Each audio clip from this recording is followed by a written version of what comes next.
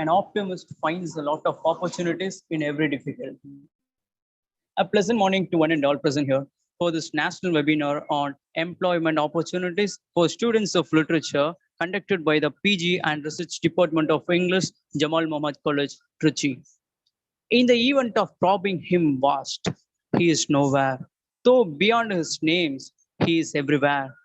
For seeking the blessings of Almighty, let me call upon Professor S. Akbar Ali, Department of English, to recite a few verses from the Holy Quran.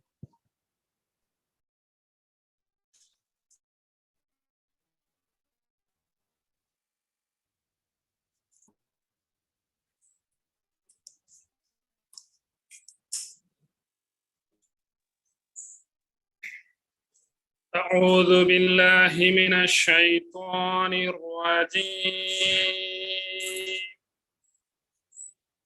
بسم الله الرحمن الرحيم الحمد لله رب العالمين الرحمن الرحيم مالك يوم الدين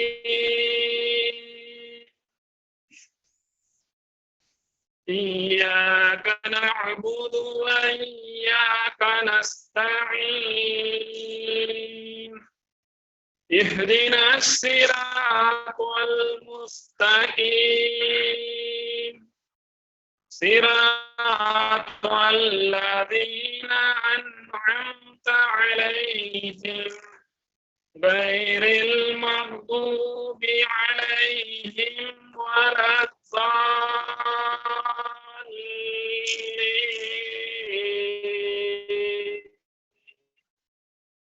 آمين صدق الله العليم. Thank you all for the opportunity. Thank you, sir. People will not forget what you said, what you did, as well as will never forget how you made them feel. I now invite our Vice Principal and Head of the Department of English, Dr. A. Mohammed Ibrahim, to deliver the welcome address and presidential address.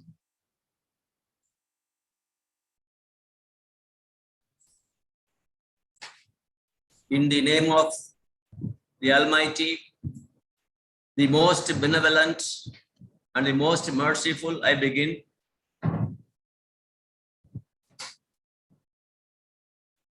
Assalamu alaikum. A very pleasant morning to one and all gathered here. Ladies and gentlemen, a warm welcome to all of you. It's my pleasure to welcome every one of you on this platform for this webinar on employment opportunities for students of literature. On the highway of higher education, Jamal Muhammad College has crossed several milestones for the past 7 decades. Dear friends, we know Jamal means beauty. Jamal is a celebrated brand name in higher education. How is it possible? Indeed, because of our two noble founders who were brilliantly benevolent and benevolently brilliant. We thank our noble founders, Haji Janab M. Jamal Muhammad Sahib and Janab N.M. Kajamian Rautar for their selfless vision and social concern for the noble cause of higher education in our campus. Dear participants, it is said that all of us may not have equal talents, but all of us do have equal opportunities to develop our talents. But the door of opportunity will not open unless you do some pushing. Friends, you have such a wonderful opportunity to listen to a great motivational speaker, Dr. Raja Ram. So on behalf of the college management, our principal, and all the staff members, research scholars, and students of this great institution, I wholeheartedly welcome Dr. Raja Ram, the resource person of today's webinar. A hearty welcome to you, sir. Friends, we know education is an investment for development and empowerment through enjoyment and enlightenment. And we know literature is a social force, and literature as an emphatic force of education, as a fascinating field of study. Literature focuses on many opportunities to students to face the realities of life. Dear friends, we learn many skills to shape our life. But today is a special Saturday. In fact, the participants are very eager to know, eager to listen to the great speaker of today's webinar. So it's my pleasure to welcome all the staff members of the Department of English, both men and women, the research scholars, and the participants from all over India. So I'm given to understand on the line, we have participants from Amrita School of Arts and Science, Kochi, Kerala, Maulana Azad National University, Lucknow campus from Uttar Pradesh, around Ram Ranjan Junjanwala College, Autonomous, Mumbai, Maharashtra, and BMS PU College for Women, Basavanagudi, Bangalore, Karnataka. So we got participants from all over these states to enjoy the fruits of this session. So it's my pleasure to welcome all the participants from so many other states. In fact, I thank the management committee members, principal, other dignitaries, and the resource person of today's webinar for their grace and presence on this wonderful occasion. And in fact, I welcome and thank the coordinator, Dr. Parvez Sharif, the organizing secretary, Mr. Muhammad Habib, and all other members of the department, both men and women of our college, for their sincere service, support, and cooperation in the organization of this webinar today. So friends, let me not take much of the time because we're all very eager to listen to the resource person.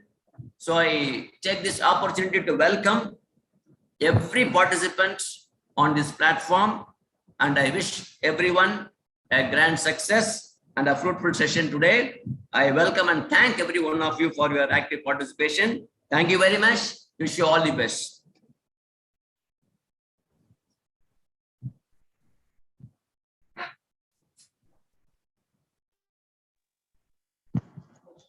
I request everyone to enable your video for a moment for taking snapshot.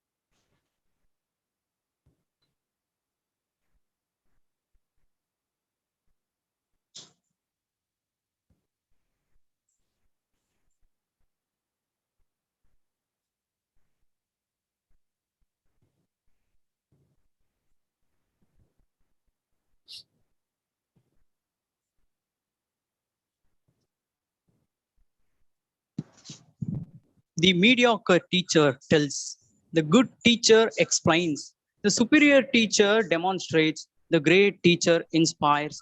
I now call upon Dr. Abdul Muhammad Ali Jinnah, Associate Professor of English, to introduce the chief guest. Thank you, Asif. It gives me immense pleasure to introduce such an erudite scholar, that is Dr. Rajaram. I've had a personal interaction with Dr. Rajaram a couple of occasions, and he has always come across to me as a very suave speaker and a very sophisticated gentleman. So personally, I invite Dr. Rajaram, I welcome Dr. Rajaram to be a part of our webinar. What I offer is just a tip of the iceberg because his CV runs for pages and pages, and his contributions to academia and the student community is immense. So I'm just offering a very brief synopsis of what Dr. Rajaram is. Currently, he is working in the Department of English, MV Muttaya Government Arts College for Women, Dindigul. He has a rich experience of almost 27 years as a passionate teacher and as a very scholarly academician. In his nearly 3 decades of serving the student community, he has conducted 15 workshops. He has attended around 30 conferences and 15 seminars. He has presented numerous research papers and has published, I believe at last count, he has published at least 16 articles in refereed journals, both nationally and internationally. I'm sure the audience would love to know that he is a much sought after speaker and has illumined young minds in more than 65 invited talks and lectures. His excellence as a teacher is symbolized by him winning at least 5 awards. I'm sorry, am I audible? So he has won 5 awards, including the Asian Education Award for contribution to the education community, the Vocational Service Award presented by the Rotary Club of Midtown Dindigul, the Best Environmentalist Award, and last month was bestowed with the Best Teacher Award by the Lions Club of Dindigul on the occasion of Teachers' Day. Dr. Rajaram was an associate in the Center for English Language Education, University of Nottingham, UK, from September 2014 to January 2015 as part of the study abroad program of the government of Tamil Nadu. He also has international recognition as a master trainer in the English Language Fellowship Program of the University of Washington, DC, and contributes his expertise as a freelance editor in the Institute of Naturopathy, Therapeutics, and Research of Netherlands. He is on the editorial board of many journals and serves as a core committee member for designing books for bridge courses and TAN2 projects and soft skills training also. Moreover, Dr. Rajaram is also a creative writer. He's a poet and has published 5 books, 3 of them which happen to be collections of poetry. Dr. Rajaram has, of course, spoken extensively on literary theory, but as a main source of inspiration and interest for us today, he's a much soft skills trainer, and he has conducted a lot of workshops on soft skills under the gamut of TANSHI and other educational institutions for students all over Tamil Nadu. With his high standards of professionalism and understanding of life and soft skills, Dr. Rajaram stands tall as a trainer, as an environmental conservationist, and above all, as an excellent human being. Such is the eminence of our chief guest for today. I'm sure we all would be enthralled by his interaction with the audience. Once again, sir, I take this opportunity to welcome you to the seminar, to the webinar.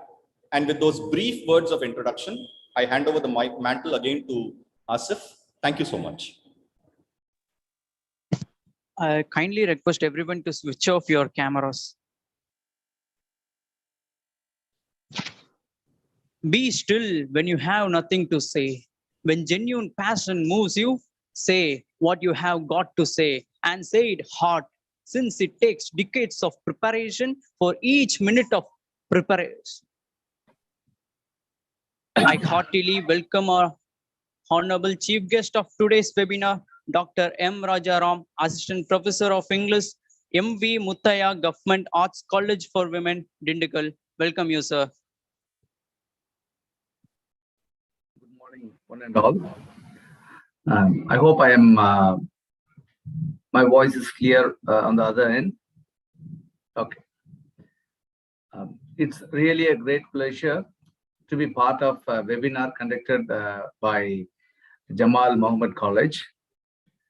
Jamal Muhammad College has been a pioneer in providing education to the poor and needy students of the entire Trichy districts and the nearby districts of Trichy. I'm so happy to be part of this webinar. Respected the Vice Principal and the Head of the Department of English, Dr. Muhammad Ibrahim sir, the introduction given by Dr. Muhammad Ali Jinnah has been very comprehensive, and I should live up to, at least I should try to live up to the expectation of the great scholars from the Jamal Muhammad College. And this college has been bestowed with very high quality, high profile professors like Dr. Muhammad Ali Jinnah, Dr. Muhammad Mustafa, Dr. Muhammad Rafiq, and the likes of them. The respected head of the department, revered faculty members of the Department of English, Dr. Parvez Sharif, who invited me for this program, the organizing secretary, the most beloved Dr. Muhammad Habib, the participants from the Jamal Muhammad College, and the participants from other institutions, fellow teachers, students, scholars. It is really a great moment for me to be part of this webinar conducted by Jamal Muhammad College. The name Jamal Muhammad College has been synonymous with prosperity of knowledge for all the poor and needy students in and around Trichy, not only in and around Trichy, but all through the state of Tamil Nadu. When we move to any department of English or any person who has got some kind of affiliation with Trichy, wherever we move, even when we move abroad, we'll have somebody who has a connection with Jamal Muhammad College. Such a reputed institution is Jamal Muhammad College, and it's really an honor for me to be part of this program. And I would like to present my screen for you right now. Just a minute.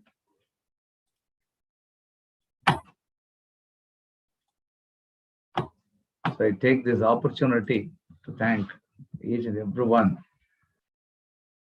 of the Jamal Muhammad College. I told the people that this institution has been like a parental institution for me, because I've got more friends from this institution than in any other institution of this college. Is my screen shared for you right now? Can you see my screen? Hello? Yeah. Yes, sir. It is visible, sir. So the topic that I have to have a discussion today is like, I'll just have one more view, because the discussion pane is being, I just go to the presentation of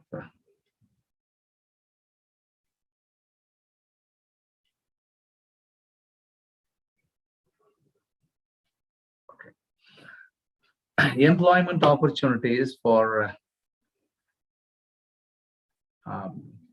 students of literature is what I have to have my own views and what I would like to share with you right now. What are the employment opportunities for the students of literature? Before going to that, I would like to divide my speech into three parts. The first part being how literature helps you to get a job. The second one is what are the jobs available for the students of literature, both in India and abroad. And the third one, how to develop our skills to get a job, how to improve the skill sets for getting a job. Literature.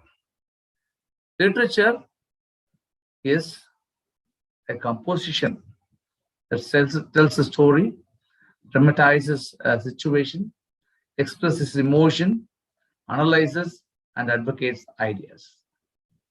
In short, literature is life. Literature presents us what the life is being seen by each and every individual. When we were in our college, senior professors and professors of Jamal Muhammad College and other professors who are just in this webinar would know, they will ask you, are you a student of literature? How dare you do that? For literature student, ipdi pannalama. This is how they'll ask. So what is the privilege? What is the power that literature gives you? We read history through the lives of different people. History may give you a lot of false information, but literature gives you the right information with the right color. It helps us grow personally and intellectually. It provides an objective base for knowledge and understanding. It shapes our goals. In short, literature makes us human. So that's why they said, you are a student of literature and you are not supposed to do this, because we know, we have seen the ups and downs of people through the characters of the great writers in their works. We have seen Othello, we have seen Macbeth, we have seen Hamlet, we have seen the mayor of Casterbridge. We have been to many places where we have seen the rise and the fall of great people, just because of only one thing, just because of a little flaw, which we might call it as a tragic flaw. Literature not only talks about the flaws, it talks about the pains, it talks about the pleasure, it talks about it presents us the ability to fight back. It talks about talks about the greatness of coming back, striking back, and winning back. Through literature, we learn the culture of people across time and space. We understand not only the past life of a nation, but also the present. And by that, we could easily know what literature can, how literature can help us. So what literature is, especially English literature.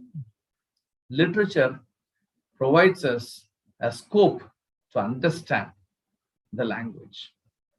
Literature is language incorporate. Literature is language incarnate. Literature is language in disguise. When we read through a text, we acquire knowledge. We acquire the culture of the people. We acquire the lifestyle of the people. We have an idea about what we should do and what we should not do. Above all, we acquire language so easily and so gracefully. So, what is literature? Literature is a language factory. Literature is a language factory. When we read, we grow. When we write, we grow. Literature helps us read. When we read a lot, we write a lot. When we read a lot, we grow a bit. When we write a lot, we grow a lot. So literature is a language factory. In that aspect, literature helps us grow.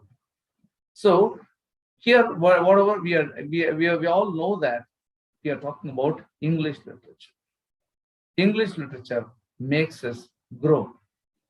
Why? What is the reason? How can I just substantiate that literature helps us grow? How can I say literature is a language factory? How can I use my language skills acquired through literature to be a part of my success story?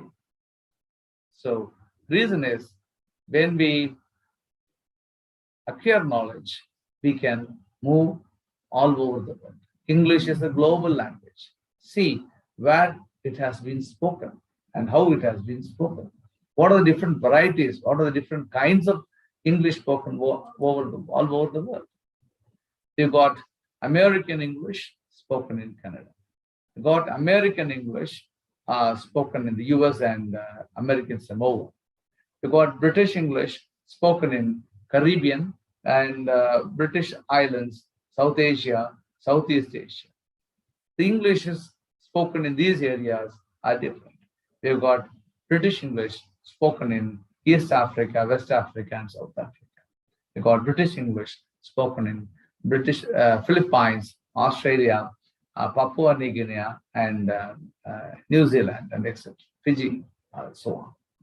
So these are the 5 branches of world English which helps you. But the root is English. The root is British English. The root is the language we learn in India. This is where English is spread all over the world. And how can we use this language? Where can we use this language? We can use this language in different countries. Like how it is used, what percentage of language is used in each and every country. See, when you are in when you are moving around the world, you can see in USA, in England, and in Australia, more than 80%, even 100% of the people use English language. And we move to, say, some African countries, they use it for like 60 to 70%. And in India, around 20 to 40% of the people speak English. There are very few countries where English is spoken to a minimum, like China, and a few areas of where Spanish is being used at large. And what is the most demanded language in the world? We all know the most demanded language in the world is English. We've got French, we've got Spanish, we've got Arabic, and we've got other languages. The demand is according to the supply. The demand is according to what it has been, the requirement. So the demand makes us very happy because we study English literature. Through this English literature, we will be able to gather the knowledge of the English language, gaining the proficiency in English language, which will certainly get us a job. So how a student of English literature would get a what is the scope of a student of English literature to get a job? So here is the discussion. See, language helps when we acquire knowledge. The language helps the students to develop textual analysis, skills of various literary works. When we start analyzing textually the various capabilities, various aspects of literary works, it certainly improves the language. Language in literature helps to expose the students to samples of real life, and it helps with the samples of real life, as I told in the in the beginning of my speech. As I told you, literary works are the samples of real life settings. Language increases cultural enrichment for students. As I told you, I was a professor Muhammad Ali Jinnah. Actually, I should thank him once more, because he's a very erudite scholar. I always feel very happy to listen to the programs where he gives special lectures or invited talks, because such a powerhouse of knowledge he is. And I'm so happy that he gave an introduction about me. And when he was introducing me, he told that he was in the University of Nottingham for some time. And I would like to share my experiences there. As I was part of the study abroad program. I was in the University of Nottingham, the Center of English Language Education.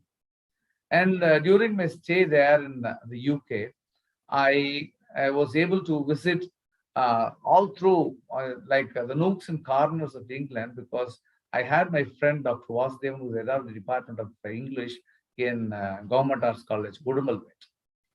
We both traveled to the nooks and corners of the United Kingdom, or in other words, England, just to know the lifestyle of the people. And most importantly, we wanted to visit the birthplaces of the literary giants.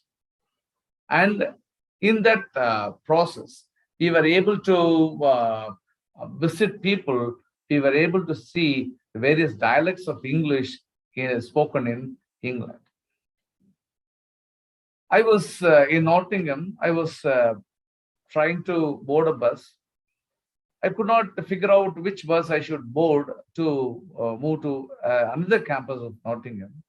So I asked somebody from a native speaker who belongs to Nottingham, which is the East Midlands. I just went to him and asked him, where can I board the bus for the university campus of Nottingham? He immediately told me, the bus is there. I could not figure it because I could not understand. The bus is there. I asked for the bus and he told it's a bus. So it took some time for me to realize that he is talking about the bus. And it was in the central part of England where I went to Sheffield to meet my friend, Dr. Vasudevan. There, they called bus as boss. So the accent differs. But the main problem for the students of English right here is that they are feeling a bit hesitant because they have the fear of mispronouncing the words. No, English is not our mother tongue. English is, we are not native speakers of English. So I hope when you listen to programs in English, you can speak good English.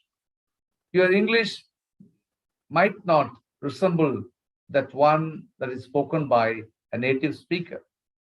It might not be, and it cannot be, and it is not mandatory. So speak English, because as I told you, English gets you a job. In other words, I could say English gets you a good job. As an English teacher, people would ask me, what is what is your love? Which language do you love most? I tell, I love Tamil most. Then I love English literature, because Tamil engal uyirukku ne, because that's my mother tongue. But in continuation, I would say English engal vayirukku ne. Vayir means stomach, because we have got people from the other states also. Vayir means stomach. English, Tamil is synonymous to my life. English is synonymous to my appetite, to my stomach, to my food I take, because the more proficiently I speak in English, the more salary I will get. We'll discuss the later slides on how English helps you get more salary and how English fetches you a good job thereafter.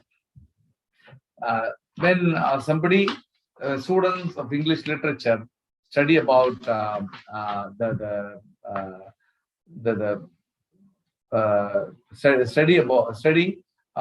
literary pieces, they learn about allusions and different aspects of English culture. And again, I'll tell you, what I observed was that we survive and they live. They live life to the least. They don't bother about others. They live, they don't disturb others. They live the life like they would actually like to live. This is because maybe there's something they might have learned from their stay in India. Okay, that's not the point where I am supposed to discuss. So I'll just tell you, you can have different aspects of English culture discussed there. When we learn the context and meanings of famous quotations and phrases, we have clear knowledge. It not only improves the vocabulary and the language. This language that you acquire also improves the language that can be used for specific purposes. Reading new words and phrases can increase anybody's lexicon. As J. Traunstein says, literature in prison. The study of literature offers many ways to improve literacy. It gives access to language, reading, writing, a shared culture, and one's own self. And students can improve their autonomy and independence, and they can make a hypothesis and guess unfamiliar words. Thereby, they can understand what a text is about. They can learn a language. They can, even if they are not well-versed, if you are not aware of vocabulary used, maybe the word, the language used like persons like Sashi Tharu, you can understand from the context what that word is. Definitely that will be helpful to them. And we'll now move to, after this, we'll move to a new area where we can see what kind of jobs are available for the graduates of English literature. Graduates of English literature. What are the professions they can opt for? For example, they can become writers. They can become publishers. They can have a career in journalism. They can move to librarianship. As everyone knows, an English teacher is a born English student is a born teacher, and they can poke their nose into the new media, which is the digital media right now. They can go into public relations. They can become lawyers. They can become finance people involved in financial activities. They can do the business management. They can be a part of the hospitality sector. They can do some work in the computer and computing services, and they can be the most successful civil services personalities. I'd like to tell you one thing.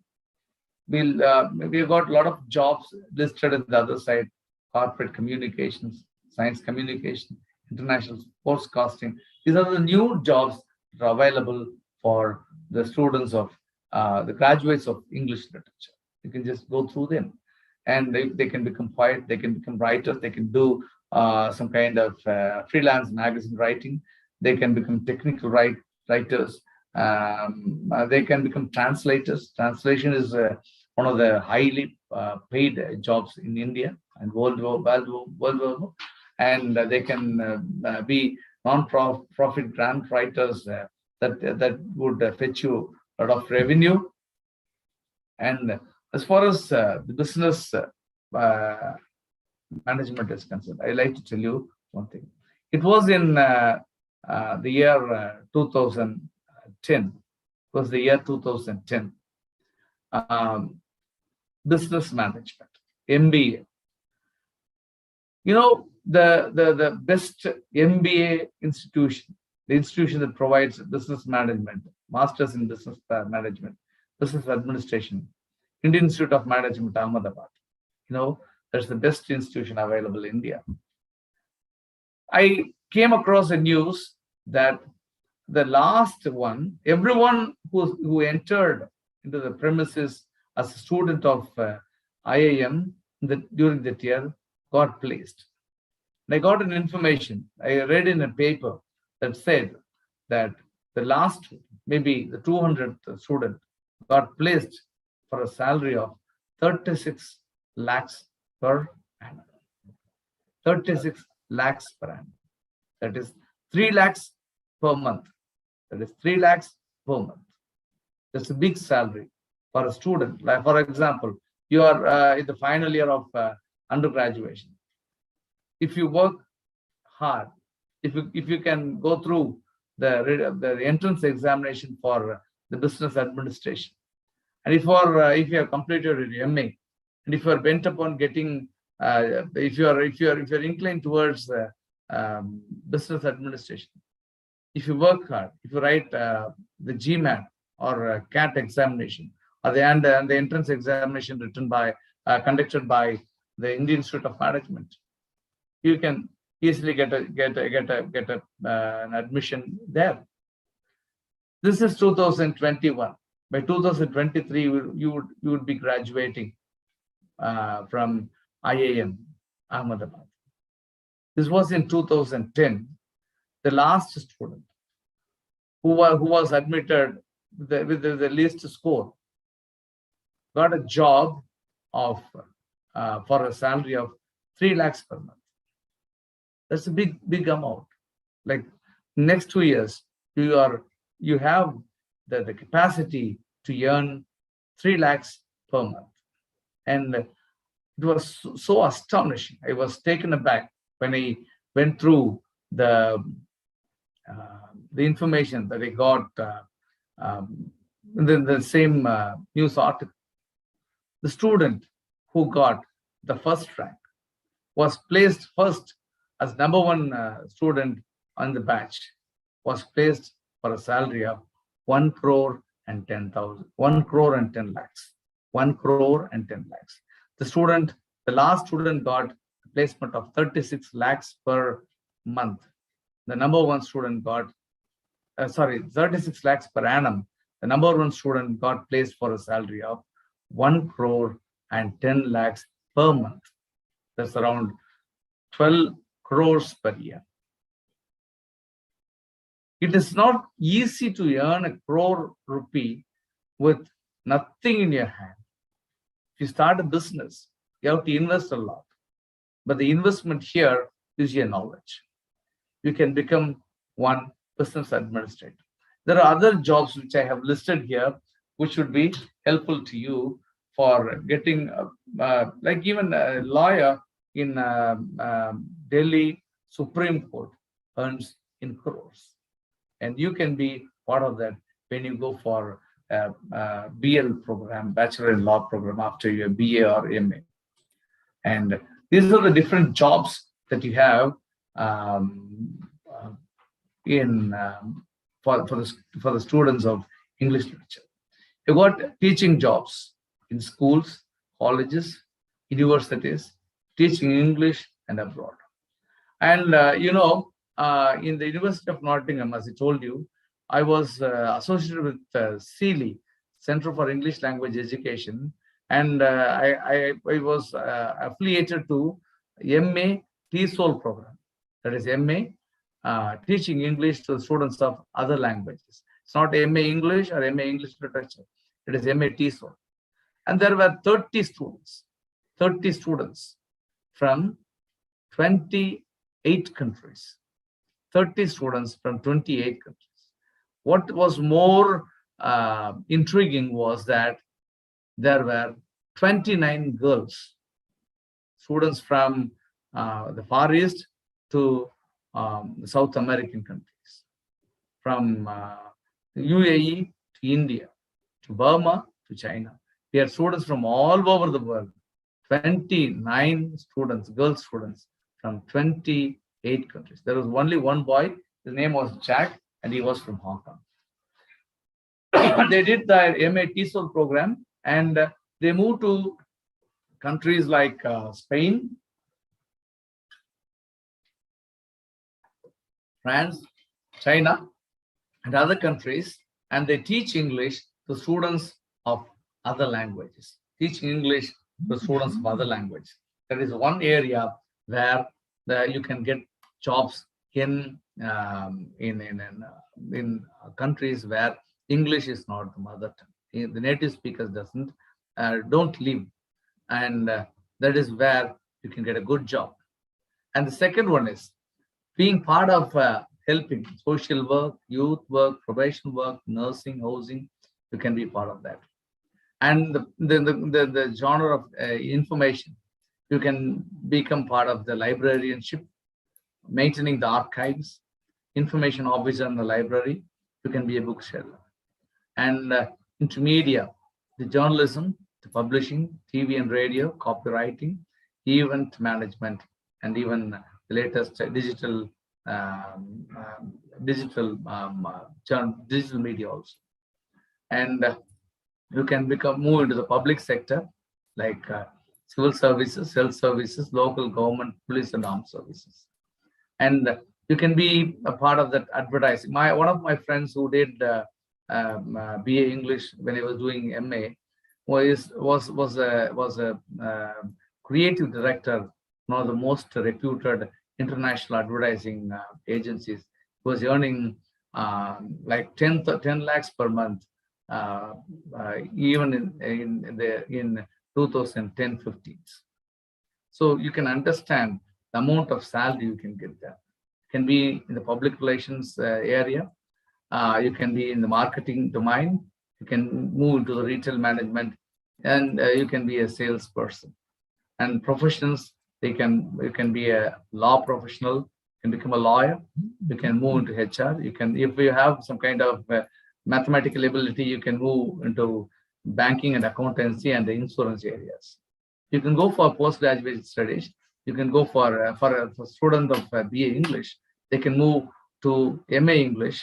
They can do their PhD. They can do their postgraduation in journalism. They can do MBA. They can move into film industry and film technology. They can also opt for computing courses. And as far as government jobs are concerned, what are the exams you are supposed to take for getting a job? And what are the examinations you are supposed to take? You can take the central government jobs, or like UPSC, which everyone knows that gives you the care of IAS, IPS, IFS, like Indian Forest Service and Indian Forest Services. Second one is a soft selection commission for combined graduate level examination. There are 4 stages there: Tier 1, Tier 2, Tier 3, and Tier 4. And an English graduate can score more marks in the comprehension portion than any other student, which is part of the Tier 1, Tier 2, and in the Tier 1 and Tier 2 examinations, and also in the descriptive writing section of the Tier 3. And if you're good in writing, you can easily score. If you pay attention to improve your writing skills, definitely you can score more marks in the Tier 3 exam. Third level, Tier 3 means third level examination. You can move into the Intelligence Bureau examinations. You can apply for Central Intelligence Officer, Assistant Central Intelligence Officer, an executive or grade 2 officer in Intelligence Bureau through an entrance examination. You've got UPSC Combined Defense Services examinations. After graduation, you can be inducted into the Indian Army, Indian Navy, Indian Air Force as officers, commissioned officers in the armed services. As far as state government jobs are concerned, you've got state public service commissions, where you, after your degree, you can take Group 1 and Group 2 examinations, and state level staff selection commission examinations. It goes for sub-inspector post and clerical grade post. And for teaching job, you are supposed to take up a lot of examinations like NET, Ctet. NET, it is conducted every year. It was actually conducted twice in a year, and you have an examination right now in next 2 months. Next month, I think December, you have an examination, and there are two types of tests there. One for assistant professors, the other one for junior research fellowship program, where when you get through the JRF, you can do research by getting a stipend, which is being given by UGC or AICT or whatever it is, the government HR, Human Resource Ministry. Second one is Ctet, state level eligibility test, which is conducted in English in all states in India. In Tamil Nadu, it is conducted as state eligibility test Ctet, which was conducted with Mother Teresa University in the past, and they say it will be conducted by Annamalai University in the coming years. We got other examinations like PRT, TGT, and PGT for school exams. Like up to fifth level, you can take PRT examinations, and for TGT, when you get through TGT examinations, you can teach up to 10th level. You can be a PG teacher. When you get through the PGT examinations, you can teach up to 12th standard.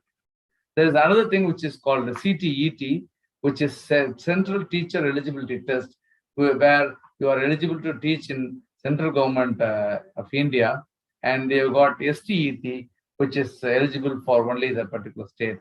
And through states are free to conduct their own STET, or they can honor, they can take, they can consider the students, the candidates who have cleared CTET examinations.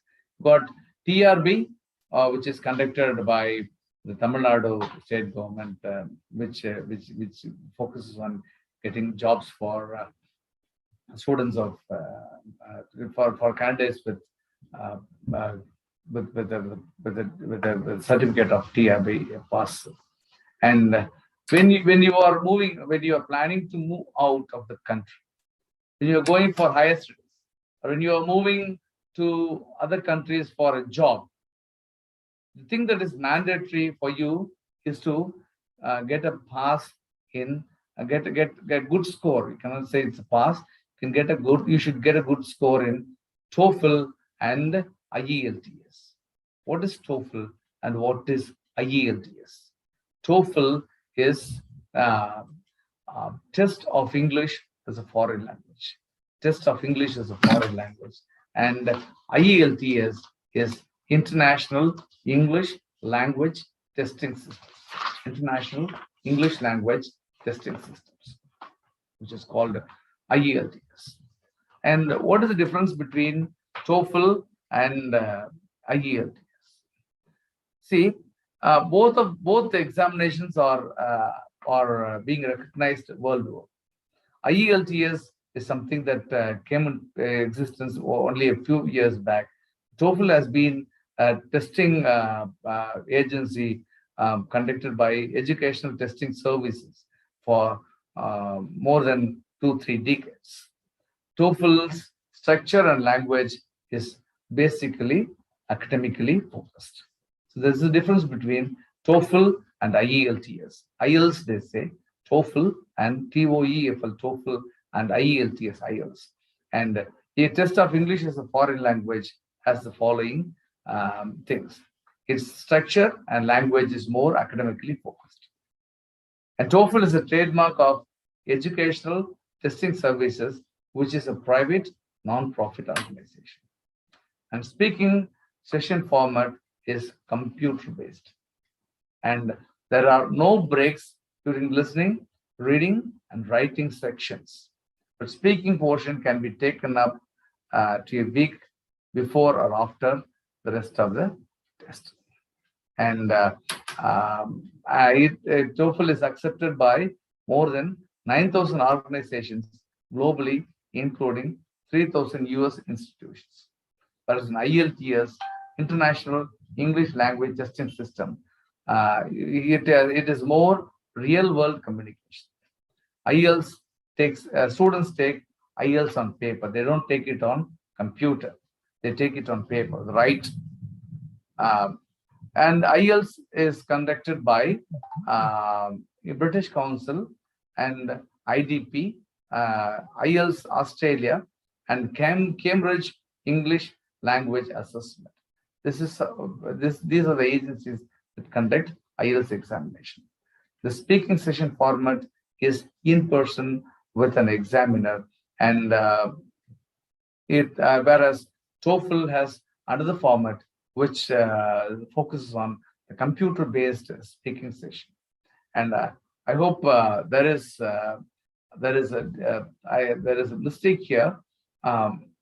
Actually, TOEFL has a 10-minute break between listening and the speaking session. Just switch these, like 1, 2, 3, 1, 1,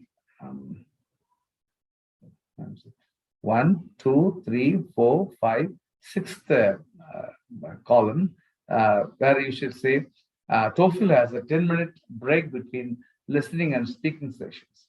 But for IELTS, you don't have any breaks during listening, reading, and writing sessions.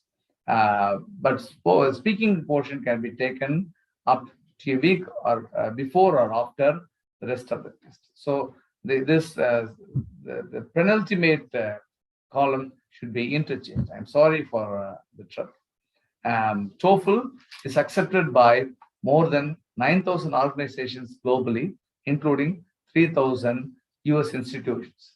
And IELTS is accepted by 10,000 organizations globally, and that includes 5,000 US institutions. And what are the other differences between TOEFL and IELTS is what we have to see. What will be the cost for taking up a test of IELTS? What will be the cost of the test taken for TOEFL? In India, it is around 14,000 rupees for taking this IELTS examination. And for TOEFL, it is 13,185 records are last year's. And IELTS examination is conducted for 2 hours and 45 minutes, and TOEFL examination is conducted for 3 hours. In IELTS, listening section, it is for 30 minutes, reading for 60 minutes, writing for 60 minutes, and speaking for 11 to 14 minutes. Whereas in TOEFL, listening is for 41 to 57 minutes, reading is for 54 to 72 minutes, writing for 10 minutes, and speaking for 17 minutes. and what are the accents followed in the interviewer's accent, for speaking and for listening.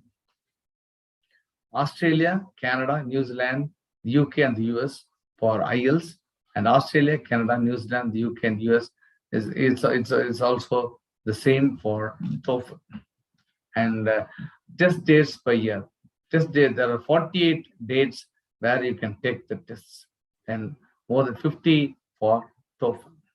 The scoring is, point scale is between 0 to 9, and the scaling is for 0 to 120 in Toefl. So, if you are going for a job, if you are trying to get a job in a country abroad, especially in UK, you should get an average for we'll take Ielts, which is trending right now, which has been preferred by most people than Toefl, and I'll just have a discussion on that. In the UK, applicants must score at least 6.5 on each of the 4 components of the test. Like the average should be 6.5 out of 9: reading, speaking, listening, and writing. For working in Australia, a test score of 5 is considered to be vocational English level. Band score of 6 means that the applicant is competent English speaker. So you have to get a score of minimum 5, and a test score of 6 says that you are a competent speaker in Australia. In New Zealand, work permit applicants must gain an overall band score of 4. That's very low or higher, the Ielts general and academic module. They also provide additional evidence of their English language abilities, such as information about countries they have lived in, their current country of residence, and their family's knowledge of English. In Canada, the applicant should check directly with the organization they want to apply on for Ielts. So they don't, in all these countries, we should take in consideration that minimum score requirements vary depending on the chosen occupation. Not all occupations require a good score, or not all occupations require Ielts score or Toefl score. But when you are applying for a job, the reason for the examination being conducted for people moving from non-English speaking countries to other countries, especially to the countries where English is considered to be an official language, is because the worker, the employee, should be able to understand what the employee says or gives in writing. And not only that, the employee should also be able to express his or her ideas through written form or spoken form with clarity, that there is no ambiguity in understanding between the employer and the employee. That is why they say the knowledge of English language is much more important. That is why they hire people with this kind of scores. For some professionals, applicants must achieve a minimum of 6 in each testing modules, whereas for teachers, for example, minimum score of 7 is required. But there are a few institutions in UK where you can go without a score in Ielts, but getting immigration or getting a visa is a bit difficult. If there is a support from the universities or colleges where you are applying, then you can get a placement there, get an admission there.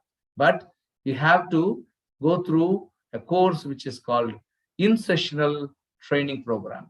In-sessional training program, where the teachers there will take classes in English language, as the aspects of English language: reading, speaking, listening, and writing. And you have to get through those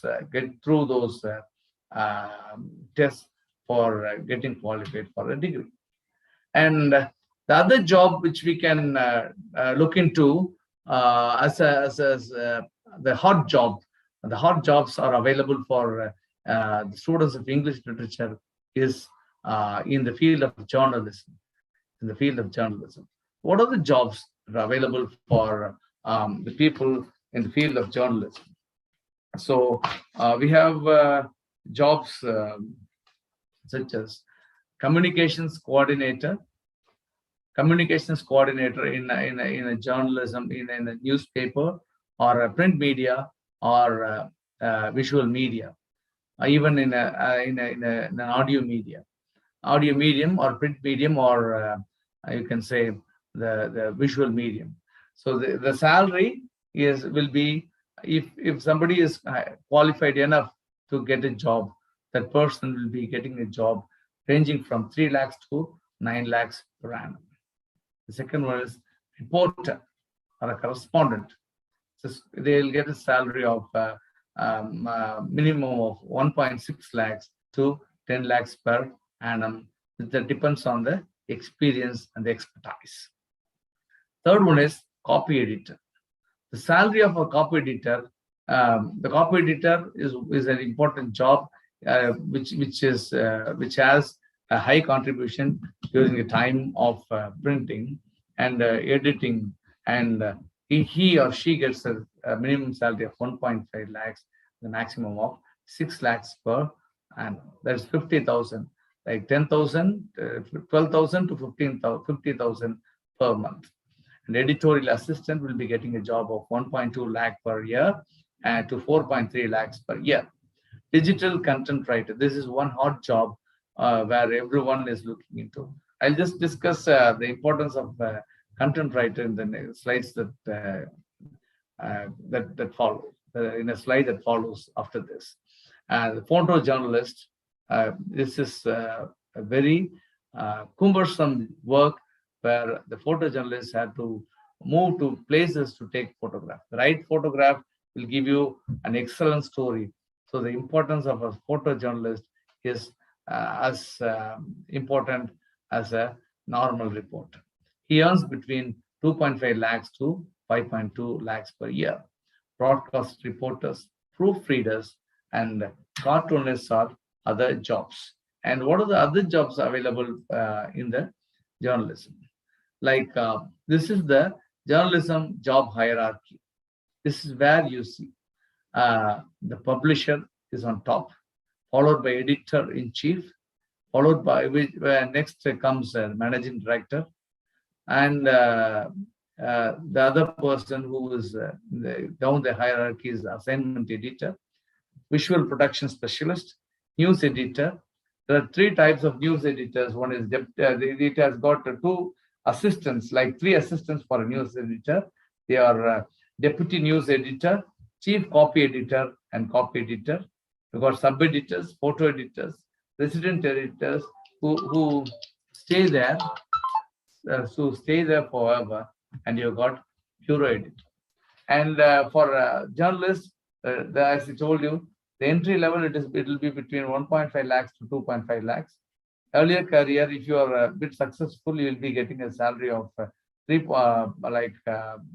more than 3.5 lakhs per annum, and mid career will be earning around 5 lakhs, and the late career will be you will be getting 4.8 lakhs per year, and in the final stage you will be getting 25 lakhs per month, and this salary varies according to the expertise of the person, the knowledge base, and the capability of the person. Even there are people in the journalism, the field of journalism, who are earning more than 10 lakhs to 15 lakhs per month, even at this particular junction. Then the next one, I want to become a teacher.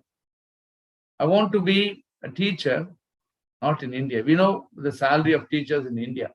If you're working in a school that is nearby, if you go apply, and if you're good, if you're not confident about your language skills, I think in Dindakal they offer 6,000 to 8,000 rupees. Maybe in Trichy they'll be offering around 8,000 to 10,000 rupees. If the school is a bit standardized one, a reputed one, they'll be giving a salary of 15,000 to 20,000 rupees. A school which extracts lot of energy from the teachers will be giving a salary of 30,000 to 40,000. A government teacher earns a salary of around 50,000 per month. So what will be the salary base if you get a job in an overseas overseas teacher jobs? What will be the salary base? We'll just have a look. In UAE, the average salary for an Indian teacher is 1,80,000 rupees to 3 lakhs per month. Okay, 1,80,000 to 3 lakhs per month. Not all teachers can get a job abroad. They have to be very well versed in their communication skills. Only then they'll be getting this amount of salary. In UK, the salary is not that much higher. It will be between 1,55,000 and 2,50,000 per month. It's not per year, per month. But the cost of living is not that much higher.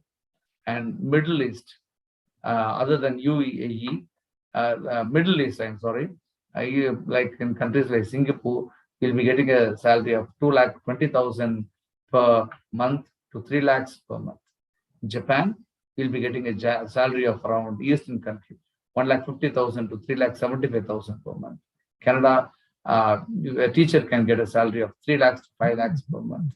Maldives, the teacher, where it's not that much wanted by most of the teachers, but everyone can get a job because there are a lot of schools in Maldives. It gives you around 75,000 to 80,000 per month. Woman, salary base is between 1,50,000 and 2 lakhs per month. So what is the annual salary for a teacher, for a very qualified teacher? Maybe a native teacher, or maybe a teacher of high reputation, of high standards, or of high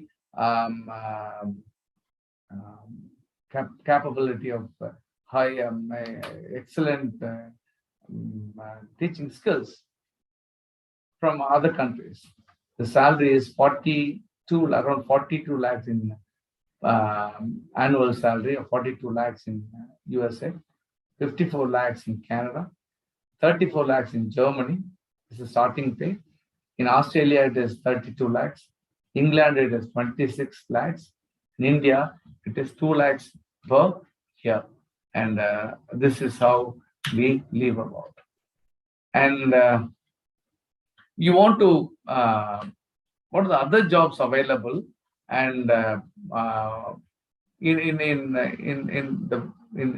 the field for the student or for a graduate of English literature. And what are how can we pursue our postgraduate degree in other countries? I'll just give you a sample of the post-graduation programs offered in UK. And the annual salary for different new jobs, different new kinds of jobs in India can also be discussed in this next slide.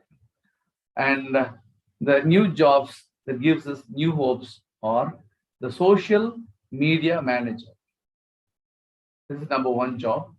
Next one is technical writer, public relations specialist, grant writer for NGOs, editor and content manager for the internet-based digital platform, and human resource specialist, fundraiser. The two is related to what I should say, the NGOs, paralegal, which is associated with the law profession, and you've got tourism coordinator. As far as England is concerned, and most of the countries in Europe are concerned, country depends on one major thing, that is tourism. Economy depends on tourism to a large extent. In England, the economy depends on two major things. One is tourism, the second one is higher education. First one is tourism, the second one is higher education. And I've given a graph of how the salary varies between for a person like a correspondent in a news agency, content writer, photojournalist, screenwriter, journalist, and edit. So what is content writing? What is content writing? That's a big question that everyone is talking about content writing. What is content writing? A content writer specializes in providing contents to the websites. When you just Google some for want of some information, you will not be definitely disappointed. So Google plays an important role. Where does Google get the information? As everyone says, Mada, Pida, Guru, and Devam. We are moving into a new era of education. We are moving into a digital era where Mada, Pida, Google, and Devam is what we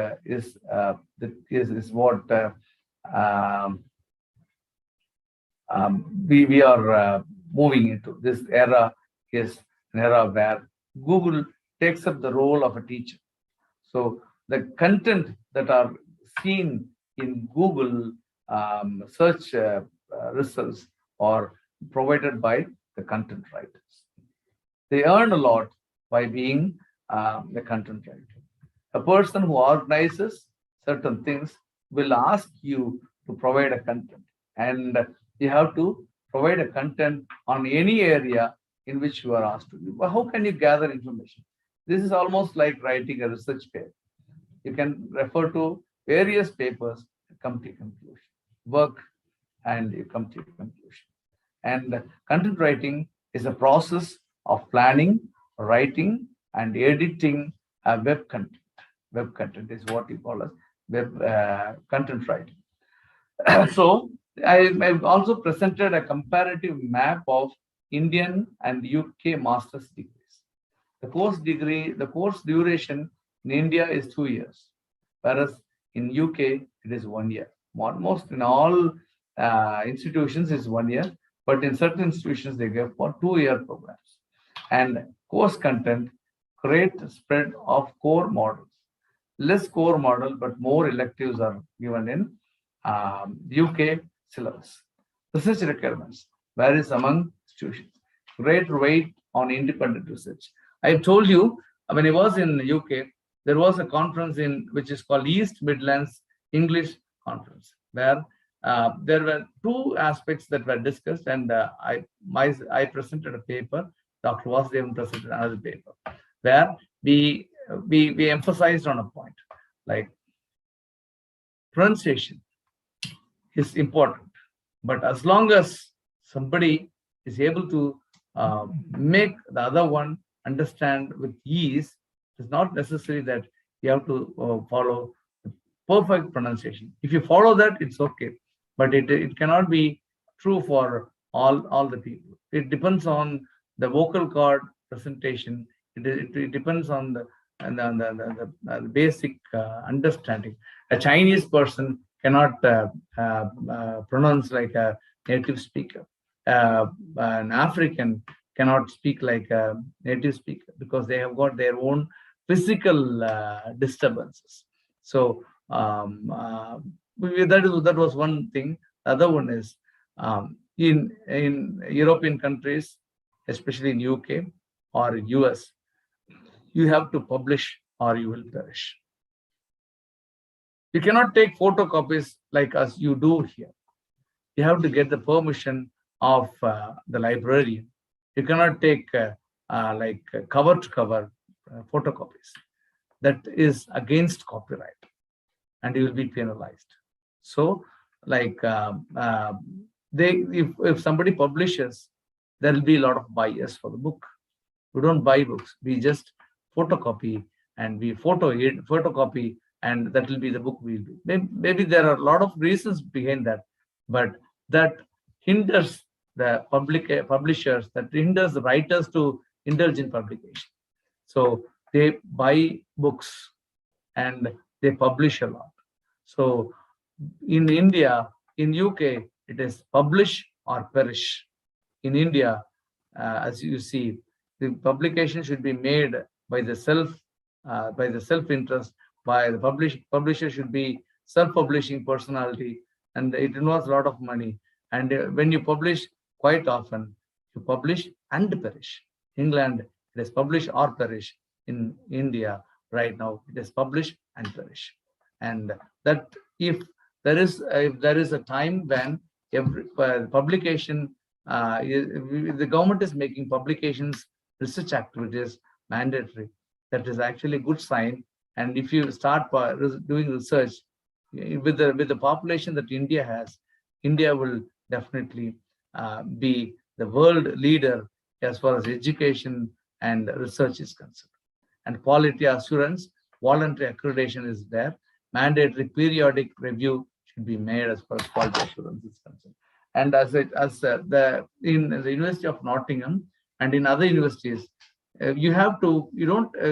a few papers, you don't have to take a final examination. That you have to present an assignment. For the assignment, you can meet the teacher only thrice. One, to fix your topic. The second one is to brief about the progress or you can brief about the progress of your topic. On the other hand, you can have another say, you can just have a discussion with the research guide, the teacher, on how your research moves on.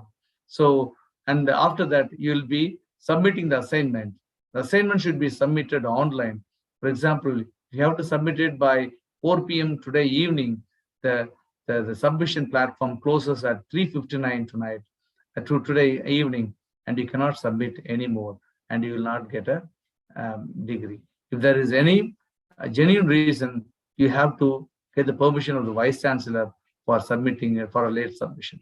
That's a very Herculean task, and the assignments will be valid based on the merit. And entrance requirement for a PG degree, master's degree in UK is a bachelor's degree with 3 years duration, and for India also it is master's degree with 3 years duration. I now move into the third area. I think I've made it a point that I try to cover almost all the areas where you can get a job. There may be a few more areas which I have kept in. I've not been able to discuss in depth, but here I just move into the third part of my discussion, where what are the requirements for getting a job? How English can help a job is what I started with, and what are the jobs you can be getting is what we discussed right now. And I'm just moving into what are the skills, what are the requirements, how you can get ready for a good job as far as student of English literature is concerned. Is what we are going to discuss, and what are the skill sets that are needed for you to get a job.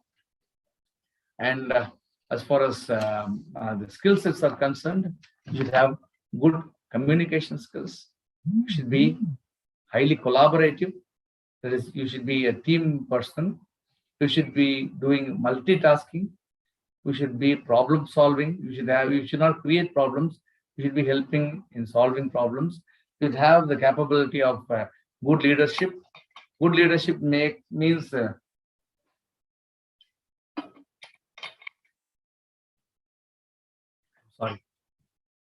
right decision making, and you should be good at negotiation and persuasion.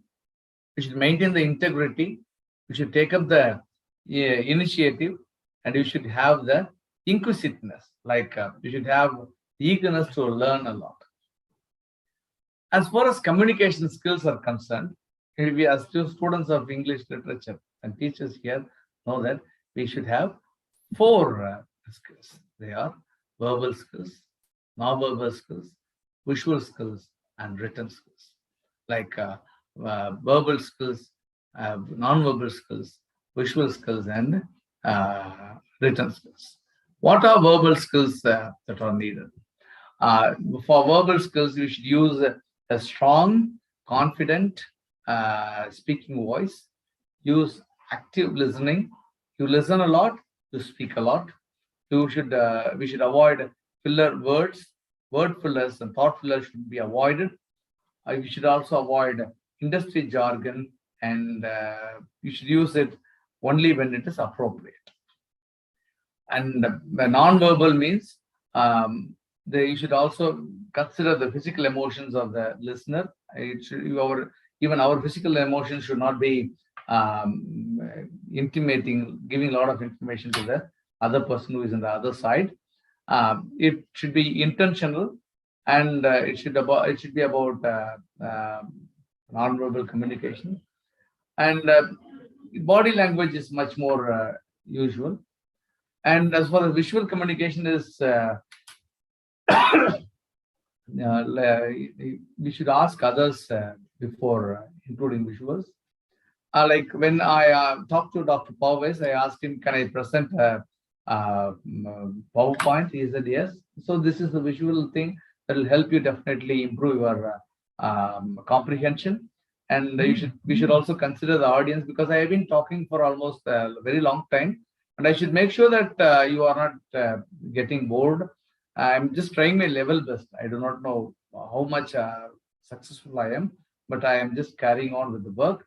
And visuals should be adding value to what we are discussing, and it should be helping the audience to have a clear understanding. Written, as far as written communication is concerned, it should be simple. It should not convey any tone. You should take time to review the written communication. Poetry is a spontaneous overflow of powerful emotion that should be recollected in tranquility. Just go back, think about it, write it back, make all editing work that are needed, and make it thoroughly a good text to be followed, good letter to read, good text to follow, and things like that. And keep a file on writing, and otherwise it'll not be enjoyable. The first thing is communication skill. The second one is collaboration. Collaboration means teamwork. Teamwork gives you success. This is an era where we are moving into a corporate society. Everywhere, not only this era, every era, we need collaboration. We need people to work collaboratively, and we need somebody for inspiration. And the inspiration that leads us improve the teamwork, and the teamwork needs trust. The teamwork needs exchange of ideas. The teamwork needs sharing of ideas. The teamwork demands support from each other. Teamwork exercises assistance from all the people. So how does a teamwork support you? And here is a video which would help you understand how a teamwork helps us understand things.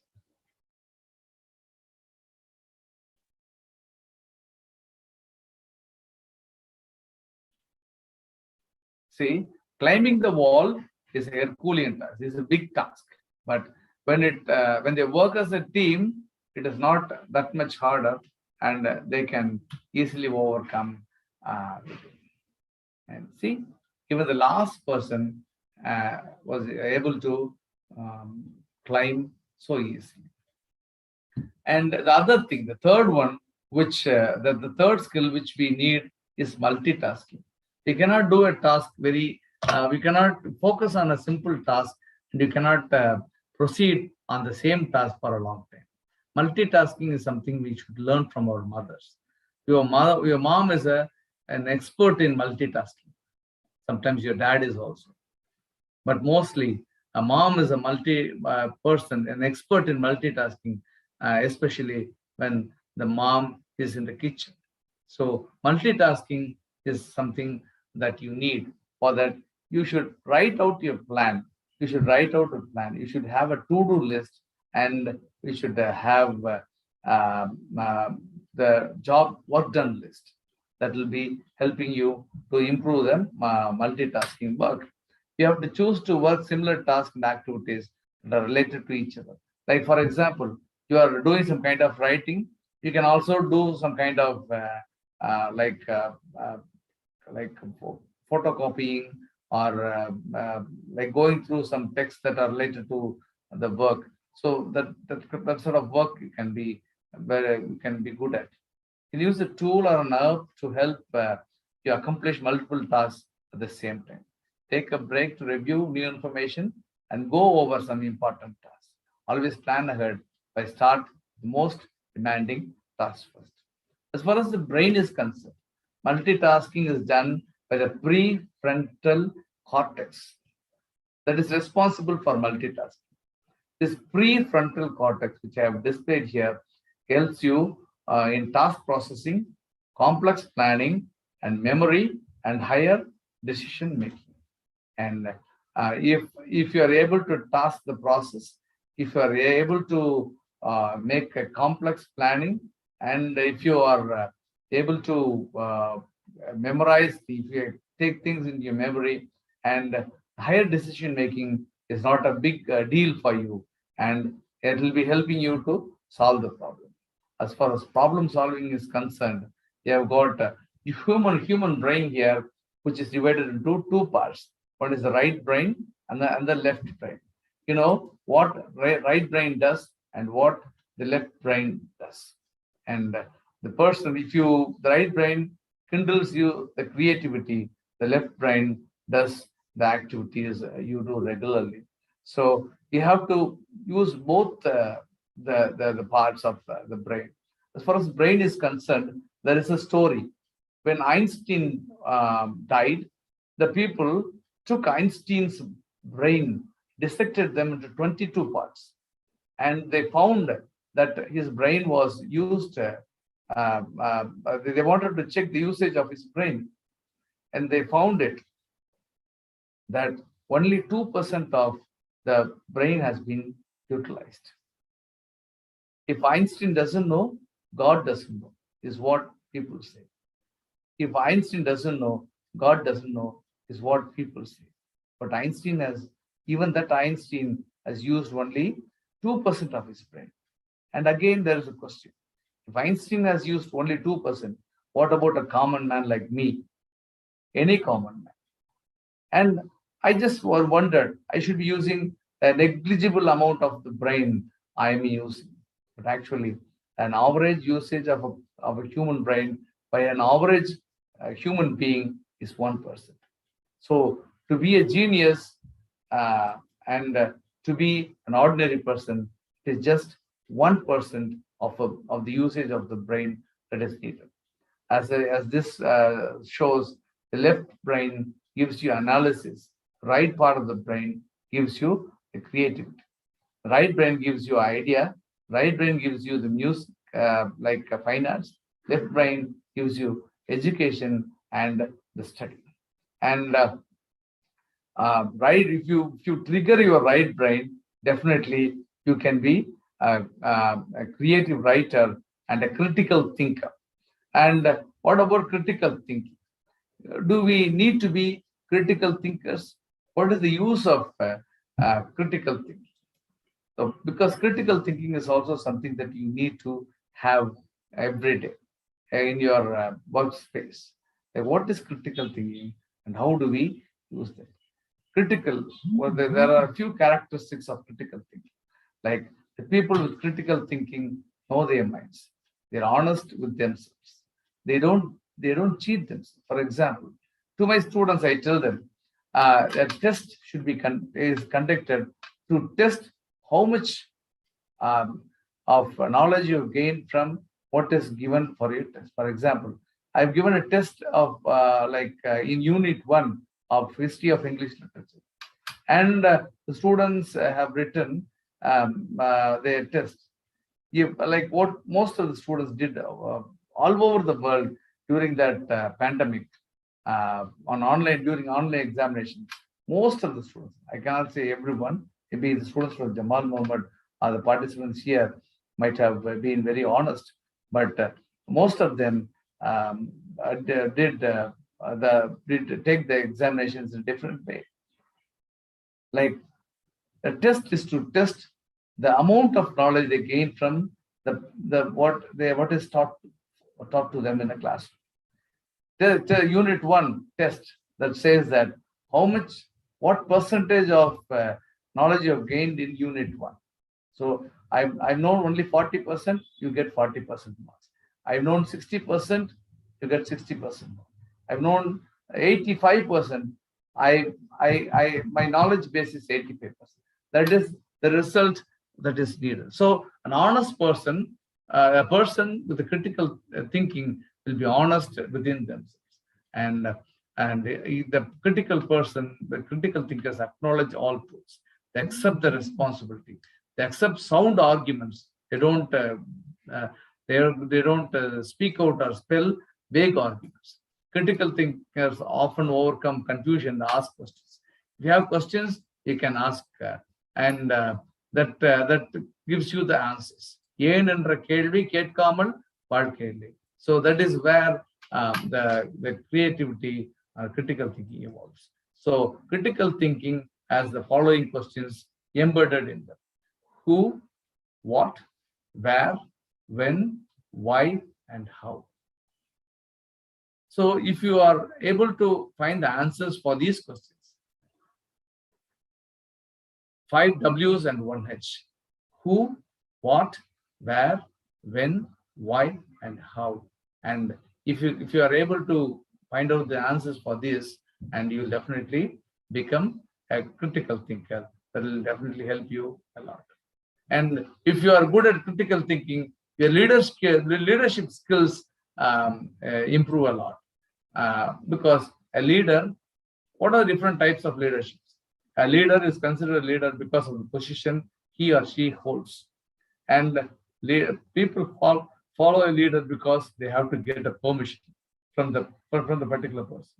A leader is, people follow a leader because of the contribution that a person has done to the institution. People follow a person because the contribution that person has given to the other people.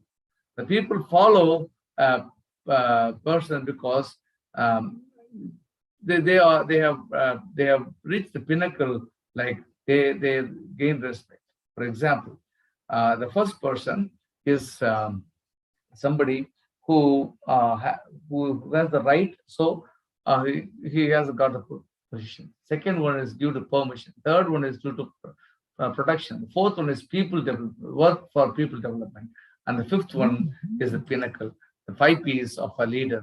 And these are the different qualities of good leadership.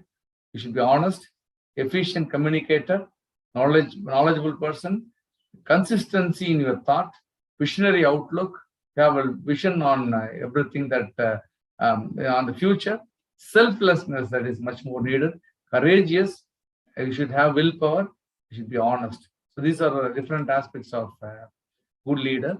And again, there is another thing, if you can just wait,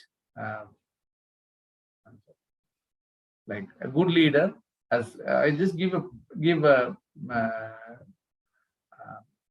video clipping, which you can understand how a lion hunts.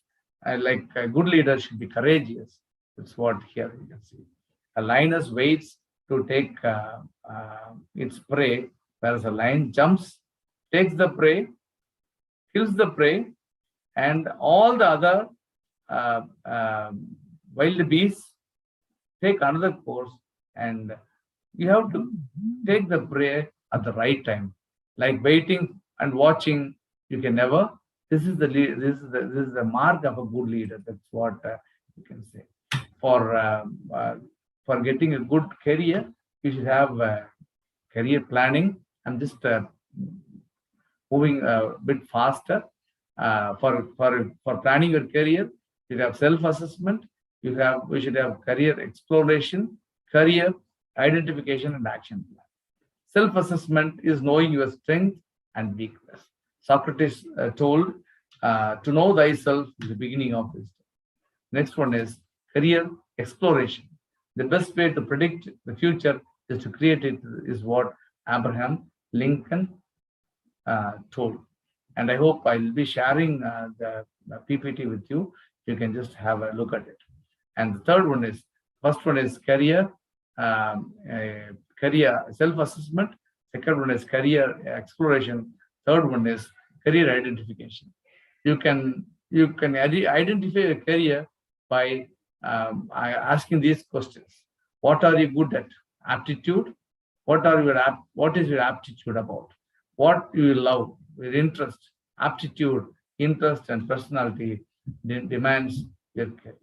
And career planning should should be on the taking up the right decision. There is a video which I hope I will not be able to play it right now because it takes around 2 minutes. But I think if you can wait for this video, definitely it's a worthwhile one.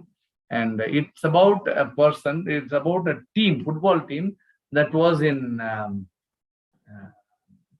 say in a village called in Thailand. That village is a unique village because it doesn't have a land. The entire village is a floating village. They live in boats. In that area, there are kids who wanted to start playing football. You can imagine they live in sea. They don't have a ground. The students, the kids, they start playing football.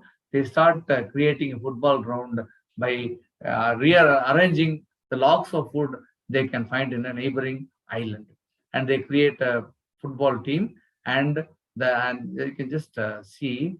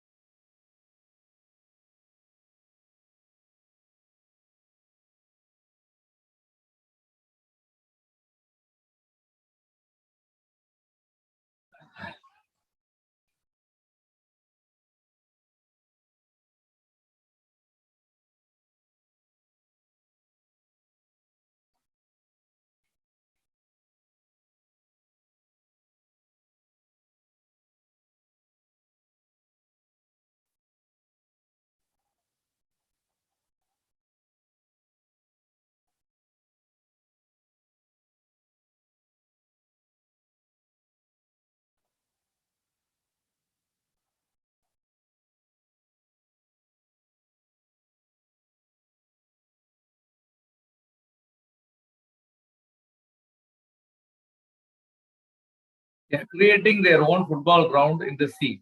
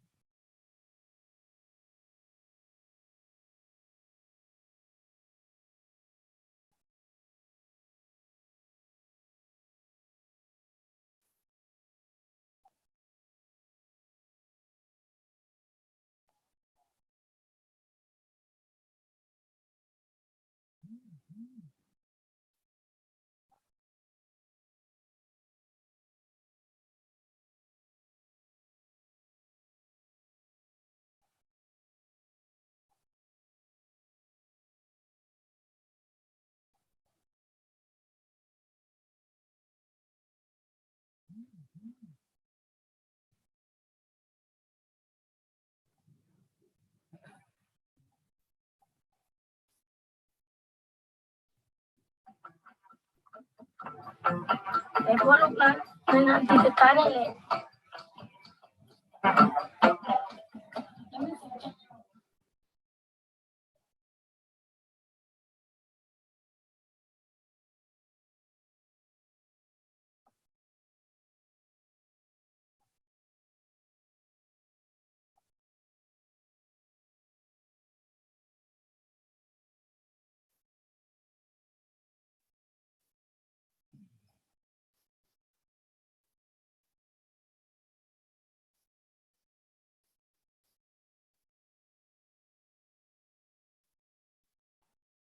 This is the story of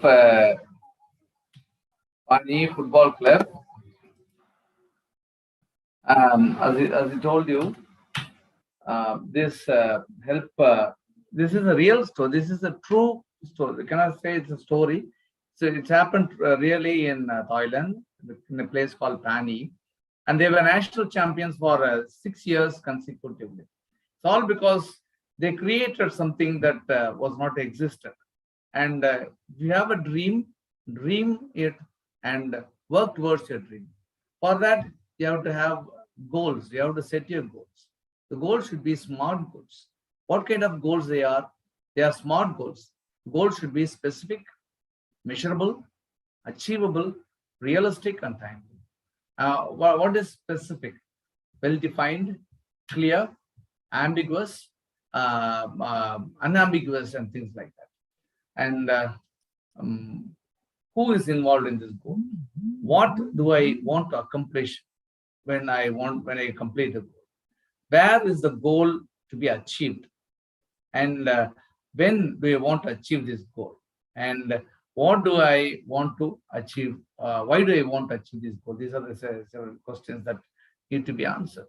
And specific goals focus people's attention. And if you have goals, you'll definitely achieve what you want. And you have to answer these 5 questions: who, what, where, when, and why. And the other one is goal should be smart, and it should be measurable. How much time, how many work should I do? How much work should I do? How many distance? What is the distance I have to travel? What is the amount of time I have to spend? So it should be measurable. How much for how many? How do I know if I have reached my goal? What is my indicator of process? Goal should be measurable so that you have tangible evidence that you have accomplished the goal. For example, if a student wishes to score 90% of the mark, if it is easily, they can easily score 90%. But it is not possible. Like you have got 2 semesters crossed, and the average of all the semesters would come towards 90%, count towards 90%. So if you have scored 60%, and the rest of the semesters you have to score more than 90%. Then the 3rd semester you got 65, 4th semester you got 70, 5th semester you got 75, and the last semester you will be reaching a goal if it is possible. So it's measurable. It should be achievable. And the smart goal, it should be it should also answer the questions that you have got the resources. பெரிய ஒரு dream பண்ணிட்டு அதை achieve பண்ண முடியாம, like I should be running like Usain Bolt. It is not at all possible. Like it is attainable. Is it attainable? Do you have the resources or capabilities to achieve a goal? If not, why I should not reach the goal? I cannot compete with Usain Bolt at whatever point of time it may be. And I should also check whether it has been successfully done before. And it should be realized. And 99% of the people in the world are convinced that they are incapable of doing great things. So they aim for the mediocre. The competition is thus fiercest for the realistic goals. So aim for the stars. Aim for the stars, and you will reach the skies. Aim for the stars. You will reach the skies. Is it realistic? It is reachable. And are you able to commit to achieving the goal? The questions you have to ask. And finally, the goal should be timely. It should be timely. You should have a deadline. You should know when you have to achieve a goal. Like if you have a deadline, if you don't have a deadline, you will not achieve. Without the deadlines, easy to put goals off and leave them to die. Everyone has a goal. When I talk to people, when they enter the first year of undergraduation or the first year of post-graduation, I'll ask them, what is your dream? What is your goal? They'll just say, I want to become an IAS officer. I want to become a college professor. That's a dream. They don't work towards that. For example, if somebody wants to become a college professor, what he or she should do? He or she should work towards that. He or she should work towards achieving that timely. Every day, the person has to work for 1 or 2 hours. If not, it cannot be achieved. And it's a process. It's a process. You should have a goal like immediate goal, intermediate goal, and a long-term or a final goal. And what about this smart goals? They don't organize themselves. That is why they fail. They don't put their minds together to win. That is why they fail. If you organize properly, and you can be a winner. And how to be a winner among this competitive world? Everyone is smart enough. Everyone has a goal. Everyone has something to achieve. Everyone is capable of doing what I can do. So what you should do is, you should be different. Think different. Shiv Khera says, think different and be creative. Think different and be creative. Normal is boring and be different. Winners don't do different things. They do things differently, he says. Everyone is jealous of somebody's success. Actually, the success is like an iceberg. We see only the ice floating. Actually, we don't see the risks, the focus, the goals, the persistence, the failures, the sacrifice, the habits, the hard work, all those things a person has undergone to reach the successful position. And you should have the right attitude.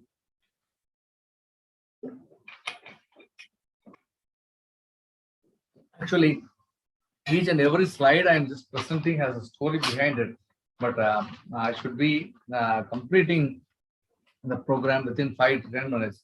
So I'm just rushing it up. I'm sorry.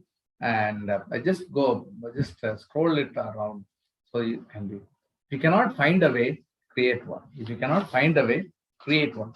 That's what Abdul Kalam did. That's what Steve Jobs did. That's what Mother Teresa did. That's what all great leaders did. That's what Walt Disney did. That's what even Charlie Chaplin did. And if you cannot find a way, you have to create one. Try creating. And don't compare yourself with anyone in this world. Because if you compare, you are insulting yourself. You are unique. You are unique, and you should not compare yourself with others. No one will manufacture a lock without a key. Likewise, God will give you solutions for all your problems.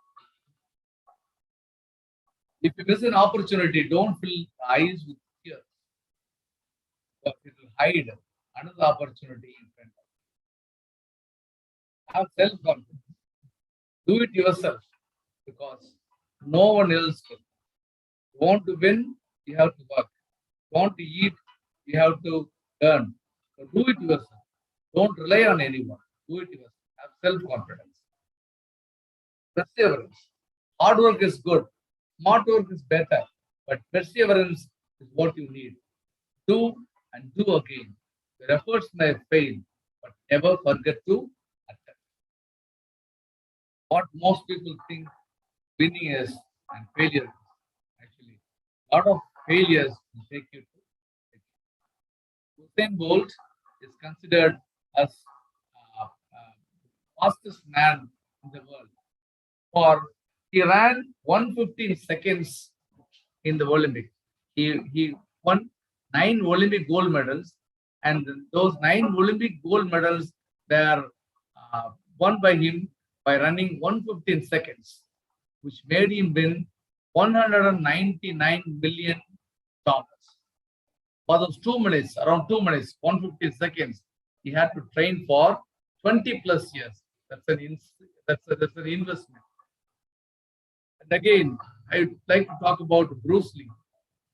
He says, if you're not a man who has practiced 10,000 kicks once, but if you're a man who has practiced one kick 10,000 times, so practice is much more needed. There are a lot of opportunities, chances. Take at least one. Like here is one person about Vilma. She was searching, best thing I ever did was believe in me. She was termed as a person who was not even capable of walking after she met with an accident. And she came back. Doctor told she would never walk again. Her mother believed in her, and she came back to win an Olympic gold medal in 200 meters. Her name is Vilma Toefl. And who wants to change? Only you can change your life. No one can change it for you. Don't build your dreams. Someone will use you to build. Be honest. Honesty is the best policy.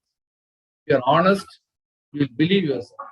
If you're honest, work yourself. If you're honest, there'll be very few people around you, but those people will be most reliable people. They'll help you in times of adversity. They'll support you at times when you are in trouble. Be honest, and you will always have right ones. One best friend is equal to 100 books. One good friend is equal to a life. You don't have to be great to start. You have to start if you want to be great. You have only one chance in life. You have only one chance in life. What is the chance? You get only one chance in life. So do your best to make it count, whatever way that is meaningful to you. I wish you a bright, colorful future in which all your dreams come true. Kindly share your feedbacks to mrajarams@gmail.com. Thank you so much. Thank you. I'm really honored to be here. As I promised, I think I have completed at the stroke of 1. And at this juncture, I would like to thank all the people who are involved in getting me this opportunity. It's really a great, wonderful opportunity for me.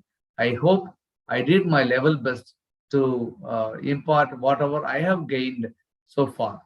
Maybe another time, if you would be having a motivational session, the two in an offline mode, I'll be happy to come over there, because that, like, if I move to Jamal Muhammad College, it's like homecoming to me. And I'd like to thank the Department of English, the head of the department, the faculty members of the Department of English, management of Jamal Muhammad College, and most importantly, all the people who were here to listen to what I have been talking for almost 1 hour and 45 minutes. Thank you so much. Thank you for your time. If you have any questions, you can ask. Thank you. Dear participant, if you have any doubts or questions to the chief guest, please text it in the chat box, please.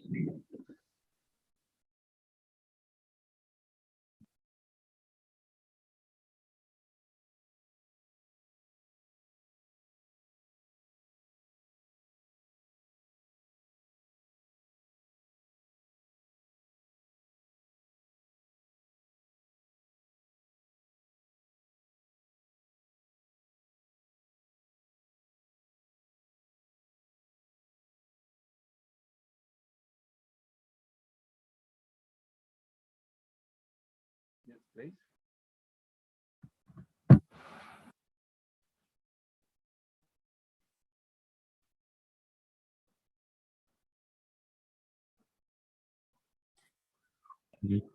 Thank you, sir. Thank you for your empowering speech as well as your slides. Since it takes decades of preparation for each minute of presentation, you made it, sir. Thank you once again, sir. I request Professor S. Sheikh Ismail, Associate Professor of English and Coordinator, Part 5 Activities, to deliver the vote of thanks. Thank you, sir.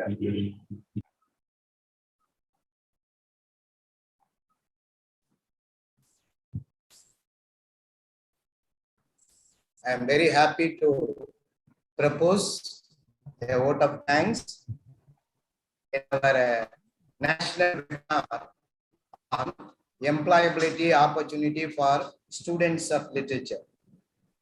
This program is really a wonderful program, and we have overwhelming response from participants from Kerala, Karnataka, Maharashtra, Uttar Pradesh, and all over Tamil Nadu. I am very happy. We are doubly delighted by the chief guest lengthy, healthy, wonderful speech. And dear participants,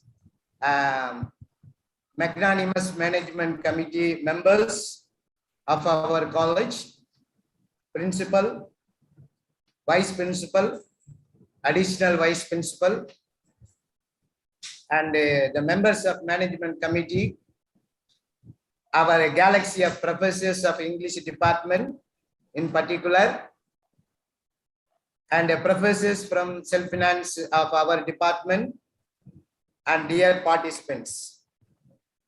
I am here to propose vote of thanks. Sir, really, I am very happy to propose a vote of thanks. First of all, it's my bounden duty to thank our magnanimous management for wonderful support for the smooth conduct of this webinar in our department.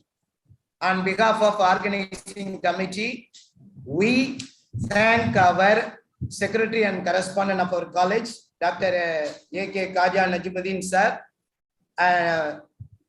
Haji Janaf M.J. Jamal Muhammad, treasurer of our magnanimous management committee, and assistant secretary Dr. K. Abdul Samad, and the member and honorary director of our college, Dr. K.N. Abdul Qadir Nigal sir, and all the dignitaries of our magnanimous management committee. And on behalf of organizing committee, we thank our principal for his wonderful support and encouragement for this wonderful program, national webinar on employment opportunities for the students of English literature.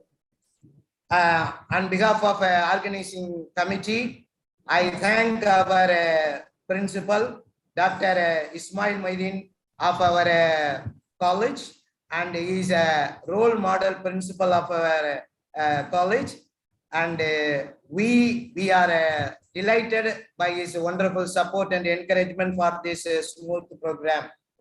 And then we are very happy to propose our vote of thanks to our head of the Department of English, our vice principal of our college, Shakespeare, and he is popularly known as Shakespeare of Jamal, and Dr. A. Muhammad Ibrahim of our department, the head of the department of our college, and the vice principal, and he is a real source of inspiration for our staff members and the student community also. On behalf of organizing committee, I profusely thank our vice principal for his wonderful support and encouragement for the smooth conduct of this program. And our hero of this today's national webinar, our chief guest. Sir, Really, we are delighted by your wonderful lengthy speech, and you have highlighted the values of studying literature, and your speech exemplifies the ample, diverse opportunities available for the students of literature, both in India and in abroad. And another important point you have mentioned, you have changed one saying that is, popular in our country, Mada Pida Guru Devam. But the general meaning of this Mada Pida Guru Devam means, normally we put the place for first place Mada, second place Father, and third place Guru, and fourth that is God. And that's not a correct explanation for this. The actual explanation for this word, Mada Pida Guru Devam, that is, if you satisfy your parents, if you are a filial, son or a daughter to your parents, then, and if you are a filial, if you are filial to your parents, and if you are sincere to your teachers, then you can easily get God. You can easily attain God, and that is, the very important aspect. Our speaker, today's keynote address speaker, Dr. Rajaram sir, and you have you have introduced a new text, the text within text, sir, and that is, you have introduced one word, that is Mada Pida Google, and you have introduced the new word Google, and then Guru, and then God. Yeah, wonderful, explanation for your modern saying, and you have quoted the modern saying, and really, and that the expression, and will give a very good impression on our participants, sir. And we are acclimatized to modern challenges, and your speech is an eye opener to all of us. And another important point, sir, your speech is really a cornucopia of useful, informative employment opportunities for the students of English literature. On behalf of organizing secretary and the convener and the coordinator of this national webinar, and the staff of English department, both aided and SF and women, and we profusely thank you, sir. Thank you for your wonderful speech, sir. Thank you very much, sir. And I thank all our the staff members of English department and self-finance courses, and the members of women department, the members of SF women, and we thank all the professors and who took part in who took active participation in the webinar. I thank you all, and we are very grateful to Muzaffar Ghani of Department of Chemistry for his wonderful support for this wonderful arrangement, and we thank Mr. Kannan of Chemistry, and for his wonderful technical session of this program, and Kannan sir, and on behalf of Jamal Muhammad College management and principal, vice principal, and staff of English department, we profusely thank you for wonderful video coverage for this program and YouTube program. And I thank the participants both in YouTube and online program. And once again, I thank all the participants. And very important one is, it is our bounden duty to thank our convener, our honorable vice principal of our college, Jamal Muhammad College, Dr. A. Muhammad Ibrahim, our head of the Department of English, for his wonderful inspiration and encouragement for the smooth conduct of this program. And on behalf of organizing this committee, we thank our convener, and we thank our organizing coordinator, the coordinator of this program, Dr. Y. Parvez Sharif, and his role model, I mean the professor of the modern, I mean the student community, and I mean the young and energetic, I mean the coordinator of this national seminar. And we profusely thank our Dr. Parvez Sharif, Y. Parvez Sharif, for his wonderful arrangement. And he has, he is responsible for this, I mean our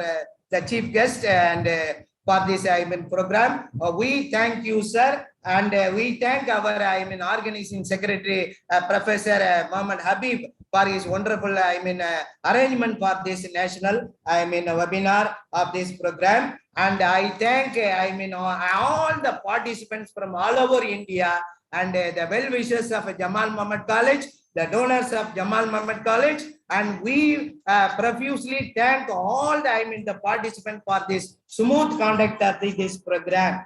This program organized by Jamal Muhammad College English Department. This webinar is a golden opportunity for the student community. Thank you, sir, and thank you our MC and Nasif sir for this wonderful, I mean, master of ceremony. And I thank one and all. Thank you very much, sir. Thank you.